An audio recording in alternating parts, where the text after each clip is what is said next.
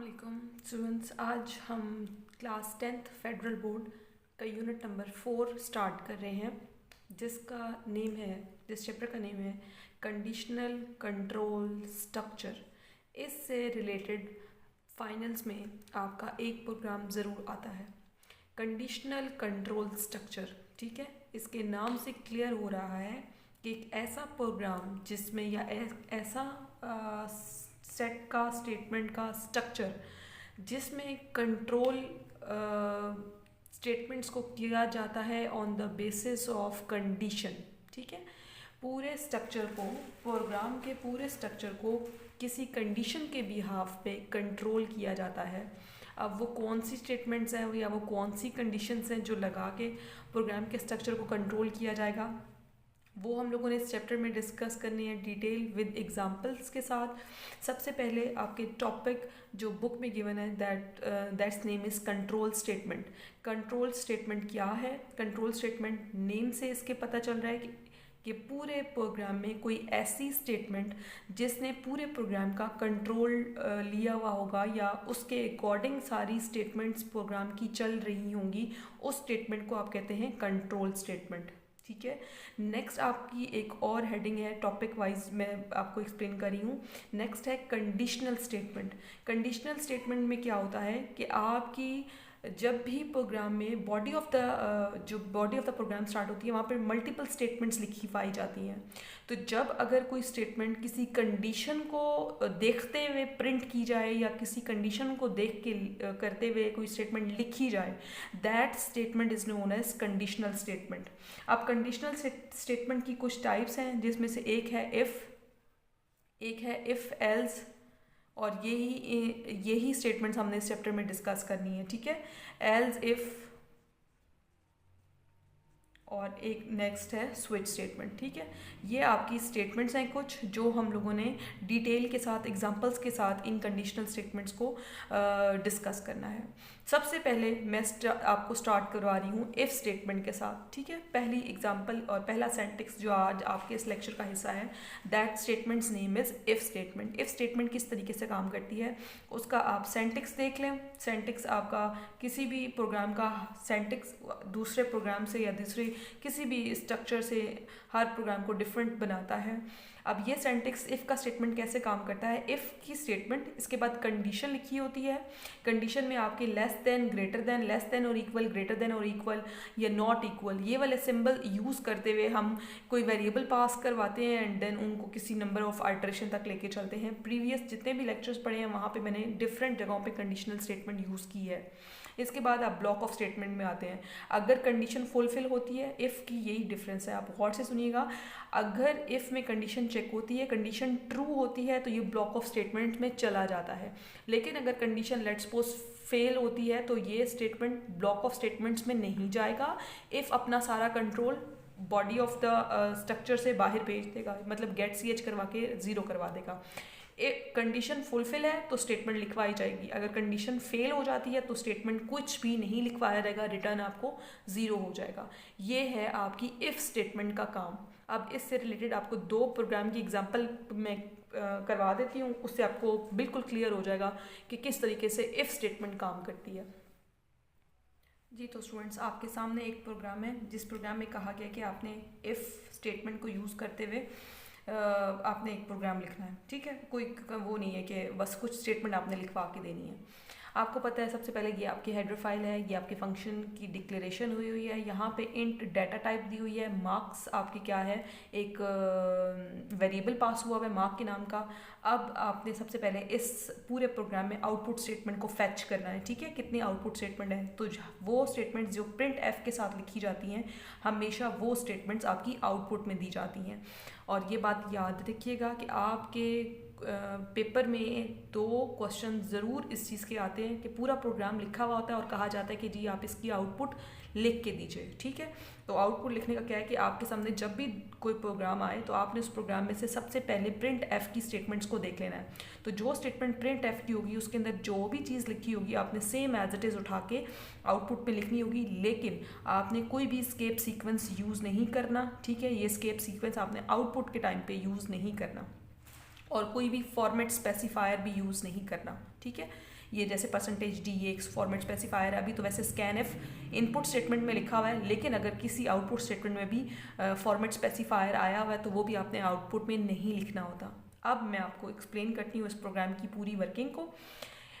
Print F में पहला है जी इंटर योर मार्क्स, अपने स्टूडेंट्स मार्क्स चेक करेगा। वो मार्क्स आपके फॉर्मेट स्पेसिफायर में स्टोर होंगे मार्क्स के वेरिएबल के अंदर, मार्क्स यहाँ पे चेक होंगे। अब ये आपका इफ़ का स्ट्रक्चर स्टार्ट हो रहा है। इफ़ क्या कंडीशन देता है, कहता है कि अगर मार्क्स 32 से ज़्यादा हैं, ठीक है, marks is greater than 32, then body of the loop पे चले जाएंगे और आपने क्या प्रिंट करवाना होगा, कॉन्ग्रेचुलेशंस यू हैव पास्ड। ये दो डिफरेंट आउटपुट देनी होंगी। इट्स मीन मार्क्स अगर किसी स्टूडेंट के आ गए हैं 31, ठीक है, लेट्स सपोज 31 आ गए, 31 इज ग्रेटर देन 32, कंडीशन यहाँ पे हो जाएगी फेल। अब क्या होगा, वो आउटपुट यानी कि जब कंडीशन क्योंकि यहाँ पे फेल हो गई है तो यहाँ बॉडी ऑफ द लूप के अंदर नहीं जाएंगे, आप कहाँ चले जाएंगे, गेट सी एच पे, और प्रोग्राम 0 रिटर्न कराएगा। क्योंकि यहाँ पे जो हम चाह रहे थे कि 32 से बड़े वाले स्टूडेंट्स के मार्क्स आएँ, तो इट्स मीन जब रिटर्न 0 आएगा इट्स मीन मार्क्स 32 से लेस थे। अगर जितने भी 32 से ग्रेटर मार्क्स होंगे उन सब पे ये पास करवाएगा, कॉन्ग्रेचुलेशन यू हैव पास्ड, उन सब पे ये अपनी आउटपुट देगा। लेकिन 32 से कम मार्क्स वालों पे ये अपनी कोई आउटपुट नहीं देगा। ये है इफ स्टेटमेंट का काम कि condition fail no output, condition pass, अगर कंडीशन फुलफिल है तो ये कोई आउटपुट स्टेटमेंट लिखवा देगा। ठीक है, अब इफ एल्स पढ़ते हैं। इफ एल्स बिल्कुल और तरीके से काम करता है। उसकी स्टेटमेंट किस तरीके से वर्किंग करती है नेक्स्ट एग्जांपल में आपको और सिंटैक्स के साथ वो एक्सप्लेन करती हूँ जी। तो स्टूडेंट्स अब आपके सामने सिंटैक्स लिखा हुआ है इफ़ एल्स स्टेटमेंट का, ठीक है। ये कैसी कंडीशनल स्टेटमेंट है। इफ़ एल्स स्टेटमेंट किस तरह काम करती है, इफ़ में एक कंडीशन दे दी जाती है बिल्कुल इफ़ स्टेटमेंट की तरह, ठीक है। अब वो कंडीशन भी आंसर या तो ट्रू देगी या फिर क्या देगी, आंसर उसको फॉल्स कर देगी। अब इस कंडीशन की वर्किंग किस तरीके से है, अगर कंडीशन ट्रू होती है तो ये पहली ब्लॉक ऑफ स्टेटमेंट लिखवा दी जाएगी। लेकिन लेट्स सपोज अगर कंडीशन फेल होती है तो क्या होगा, एल्स के बाद वाली स्टेटमेंट जो यानी कि एल्स की बॉडी में जो स्टेटमेंट दी जाएगी वो लिखवा दी जाएगी। इट्स मीन कंडीशन ट्रू होने पे भी कोई ना कोई स्टेटमेंट आएगी और कंडीशन के फेल होने पे भी कोई ना कोई स्टेटमेंट ज़रूर लिखवाई जाएगी। बस ट्रू होने में इफ़ के बाद वाली स्टेटमेंट होगी और अगर फेल हो जाती है और कंडीशन पास नहीं होती तो एल्स के बाद वाली स्टेटमेंट लिखवाई जाएगी। ये आपका इफ़ और इफ़ एल्स का डिफरेंस है, ठीक है, कि इफ़ में आपको ट्रू होने पे ही कंडीशन स्टेटमेंट्स चली जाती हैं, अगर ट्रू ना हो तो ये रिटर्न 0 दे देता है। लेकिन इफ़ एल्स स्टेटमेंट क्या करती है, अगर ट्रू हो गए तो भी आपको स्टेटमेंट कोई ना कोई प्रिंट करवा के देगी और अगर कंडीशन फेल होती है तो भी कोई ना कोई आउटपुट देगी, कोई ना कोई स्टेटमेंट लिख के देगी। ये इन दोनों स्टेटमेंट्स का, दोनों कंडीशनल स्टेटमेंट का मेजर डिफरेंस भी है। अब इफ़ एल्स से रिलेटेड आपको एक एग्जाम्पल करवा देती हूँ मैं जी। तो स्टूडेंट्स ये आपके सामने एक इफ़ एल्स जो कंडीशनल स्टेटमेंट है, इफ़ एल्स उससे रिलेटेड प्रोग्राम है। इफ़ स्टेटमेंट का प्रोग्राम और इफ़ एल्स ये बिल्कुल सेम वही प्रोग्राम है इफ़ वाला, लेकिन इसमें एक चेंज आया है और वो चेंज क्या है, एल्स की स्टेटमेंट, ठीक है। एल्स की स्टेटमेंट में भी कोई ना कोई बॉडी ऑफ द फंक्शन में आपको स्टेटमेंट दी जाएगी और आपने वो प्रिंट करवानी है। देख लीजिएगा, same as it is previous program जैसा ही है। कंडीशन चेक करेगा, अगर कंडीशन यहाँ पे ट्रू है, ठीक है, यहाँ पे कंडीशन ट्रू है तो इस ही बॉडी ऑफ द लूप में आ जाएगा और आपका मैसेज पास करवाएगा, congratulation and you have passed, ठीक है, कॉन्ग्रेचुलेशन यू हैव पास्ड। लेकिन अगर कंडीशन फेल हो जाती है और किसी स्टूडेंट के मार्क्स 32 से लेस हैं, लेट्स सपोज किसी स्टूडेंट के मार्क्स आ गए हैं 30 तो 32 से लेस होता है, इट्स मीन यहाँ पे कंडीशन क्या हो गई है, फेल। तो ऑटोमेटिकली इफ़ अपना टर्मिनेटर भेज देगा एल्स के पास और एल्स से कहेगा कि वो अपनी स्टेटमेंट प्रिंट करवाई। एल्स के पास जो स्टेटमेंट पास हुई है वो लिखा हुआ है यू हैव फेल्ड, तो आपकी आउटपुट में यू हैव फेल्ड आएगा। उस आउटपुट में याद रखिएगा कॉन्ग्रेचुलेशंस और यू हैव पास्ड नहीं लिखा जाता। अभी प्रीवियस मैंने जितने भी आपका प्रोग्राम्स किए थे उसमें बताया था कि जब भी किसी चीज़ में प्रिंट एफ की स्टेटमेंट इस्तेमाल हो रही है आप उनको आउटपुट स्टेटमेंट में लिख देते हैं। लेकिन इफ़ एल्स में आपने कंडीशन को चेक करके उस प्रिंट एफ को प्रिंट करवाना है, दूसरे प्रिंट एफ को नहीं प्रिंट करवाना। इट्स मीन वो कंडीशंस जिसमें कंडीशन यहाँ पे इफ़ एल्स, जब कंडीशन आपकी फेल हो जाती है तो आपने इन आउटपुट स्टेटमेंट को नहीं प्रिंट करवाना, आपने एल्स के बाद वाली स्टेटमेंट को आउटपुट में लिखवाना है और आप लिखवाएंगे यू हैव फेल्ड। ठीक है, इस तरीके से काम करती है इफ़ एल्स स्टेटमेंट, यानी कि कंडीशन ट्रू होने पे भी आउटपुट देती है और कंडीशन के फेल होने पे भी आउटपुट देती है। कंडीशन ट्रू होने पे आउटपुट देती है अपनी बॉडी ऑफ द जो स्ट्रक्चर है उसके अंदर का, और कंडीशन फेल होने पे एल्स के अंदर वाली जो स्टेटमेंट है, एल्स के बाद लिखी गई जो स्टेटमेंट है, उनको आउटपुट में लिखवा के देती है। ये है आपकी वर्किंग इफ़ एल्स की। ठीक है, ये थे आपके दो मेन कंडीशनल स्टेटमेंट्स और उनसे रिलेटेड एग्जांपल्स। जी तो स्टूडेंट्स, इसी लेक्चर में आपको इफ़ की एक और एग्जांपल क्लियर करवा देती हूँ। इफ़ स्टेटमेंट किस तरीके से काम करता है, सिंपल सी है इसकी स्टेटमेंट, आपको आइडिया हो चुका होगा मेरी प्रीवियस एक्सप्लेनेशन वाली एग्जांपल से भी। ये है आपकी header file, main function, variables की डिक्लेरेशन, इंट आपकी डाटा टाइप है, एन आपका कोई भी वेरिएबल है, प्रिंट एफ आपकी एक आउटपुट स्टेटमेंट है, स्कैन एफ आपकी एक इनपुट स्टेटमेंट है। प्रिंट एफ का काम है आउटपुट में स्टेटमेंट को लिखवाना, और आउटपुट स्टेटमेंट क्या कह रही है, एस्केप सीक्वेंस यूज़ करके कह रही है इंटर आ नंबर, आपने कोई नंबर इंटर करना है। स्कैन एफ में आपके एक फॉर्मेट स्पेसिफायर यूज़ हुआ है, और एपेसेंट एन मीन्स आपका कोई भी वेरिएबल है जो वाली वैल्यू को सेव भी करेगा और देन असाइन करेगा।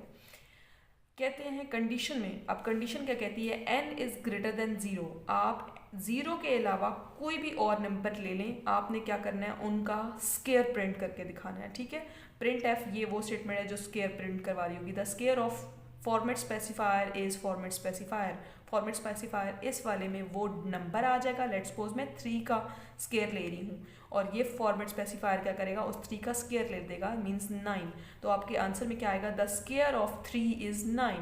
और ये कौन मल्टीप्लाई करा रहा है आपको, ये n मल्टीप्लाई बाय n, मतलब वही डिजिट 2 टाइम्स आपस में मल्टीप्लाई हो जाएगा, तो आपका स्केयर प्रिंट हो जाएगा। इफ स्टेटमेंट यहाँ पे इस प्रोग्राम में क्या करा रही है, स्केयर प्रिंट करवा के दे रही है किसी भी नंबर का।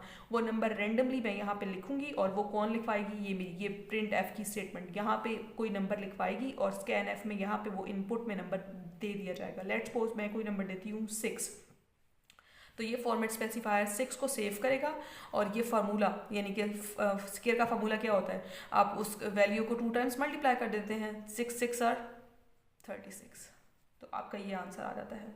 ठीक है, तो इट्स मीन उनका आपने स्केयर प्रिंट करवाना है किसी भी वैल्यू का, तो आप थ्रू इफ स्टेटमेंट इस तरीके से करवा सकते हैं। ये आपकी एक और एग्जांपल है इफ कंडीशनल स्टेटमेंट से रिलेटेड। आपकी कंडीशन स्टेटमेंट इस चैप्टर में आपने 4 कवर करनी है। अभी तक आपने इस लेक्चर में 2 कंडीशनल स्टेटमेंट को डिटेल में पढ़ लिया है, इफ़ और इफ़ एल्स। अब मैं आपको एक और इफ़ एल्स से रिलेटेड कंडीशन एग्जांपल करवा के इस लेक्चर का यहाँ पे एंड करूँगी। Last example of if else. जी स्टूडेंट्स, ये आपको मैंने प्रोग्राम लिख दिया है एक, जिसमें आपने प्रिंट करवाने हैं इवन नंबर और ऑड नंबर। ठीक है, और यूज़ करनी है आपने इफ़ एल्स की स्टेटमेंट। मोस्ट इम्पॉर्टेंट प्रोग्राम, इससे रिलेटेड क्वेश्चंस भी ज़रूर आता है। ऑड और इवन नंबर प्रिंट करके दिखाएं, बस आपसे सिंपल ही कह दिया जाता है, स्टेटमेंट नहीं दी जाती कि किस स्टेटमेंट को यूज़ करते हुए, मेन आपने यहाँ पे लॉजिक बनानी होती है। ठीक है, ऑड नंबर और इवन नंबर, इन दोनों में डिफरेंस क्या है, इवन नंबर जो 2 पे डिवाइड हो सकते हैं, और जो 2 पे डिवाइड नहीं होते वो आपके ऑड नंबर होते हैं। ठीक है, यहाँ पे आपकी header file, main function, declaration of the variables, data type int दी हुई है, एन आपका एक वेरिएबल है और रिमाइंडर एक और आपका वेरिएबल है। आपकी एक आउटपुट फंक्शन की स्टेटमेंट यूज़ हुई है, एक इनपुट स्टेटमेंट की फंक्शन यूज़ हुई है। प्रिंट एफ कहती है, ये स्टेटमेंट ये फंक्शन कहता है इंटर आ नंबर, कोई आपने नंबर इंटर कर दिया है, स्कैन एफ उस नंबर को इनपुट करवाएगा, इसका काम होता है उन नंबर्स को इनपुट करवाना, और प्रिंट एफ का काम होता है उन स्टेटमेंट को आउटपुट में एग्जीक्यूशन के टाइम पे दे देना।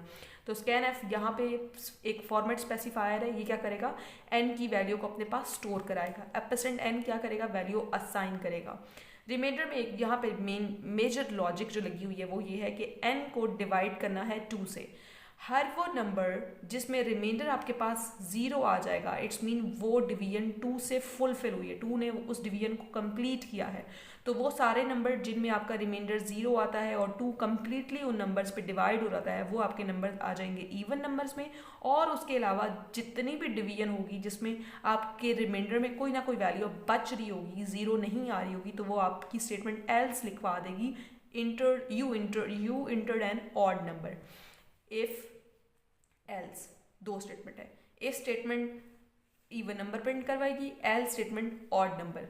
यहाँ पे कंडीशन चेक हो रही होगी, ठीक है। यहाँ पे आपका एन, लेट्स सपोज मैं 2 पुट करती हूँ, 2 को जब आप 2 से डिवाइड करते हैं तो आपका आंसर आता है 0, रिमाइंडर में 0, ठीक है। आंसर आपका 1 है, रिमाइंडर में आपके पास 0 आएगा। इट्स मीन इफ स्टेटमेंट क्या करेगी, क्योंकि कंडीशन उसने पूरी की है, यहाँ पे आपके पास रिमाइंडर 0 बचा है, तो रिमाइंडर जब 0 के इक्वल आ जाएगा, इट्स मीन रिमाइंडर आपका 0 है, तो 0 is equal to 0। It's mean आपका आउटपुट स्टेटमेंट में क्या लिखा जाएगा, you entered an even number. अब ये स्टेटमेंट अपनी आउटपुट में, ये स्टेटमेंट का कोई काम नहीं है, सिर्फ ये स्टेटमेंट लिखवाएगी। लेट्स सपोज मैं यहाँ पे दे देती हूँ अब n, ठीक है। n 3 दिया है, 3 जब डिवाइड होगा 2 से तो आपके आउटपुट में, सॉरी आपके रिमाइंडर में एक वैल्यू बच जाएगी 1 की। इट्स मीन ये रिमाइंडर अब तो 0 की इक्वल नहीं आया, कंडीशन फेल कर दी है इस डिजिट 3 ने, तो ये 3 ऑटोमेटिकली ये स्टेटमेंट लिखवा देगी, you entered an odd number. अच्छा 3 को नहीं लिखवाएगी या 2 को नहीं लिखवाएगी, ये पूरी स्टेटमेंट लिखवा देगी, ठीक है। You entered an even number और 3 अगर रिमाइंडर बच जाता है तो ये स्टेटमेंट एल स्टेटमेंट लिखवा देगी आंसर में, you entered an odd number. It's mean if else statement, again definition इसकी रिकॉल कर देती हूँ, ट्रू होने पे भी आंसर देती है, फॉल्स होने पे भी आंसर देती है। ट्रू होने पे आंसर देती है जो इफ स्टेटमेंट में लिखा गया होता है, और फॉल्स होने पे आंसर देती है जो एल्स स्टेटमेंट में बात लिखी गई होती है, ठीक है जी। इस चैप्टर का इस लेक्चर का यहाँ पे करूँगी मैं एंड।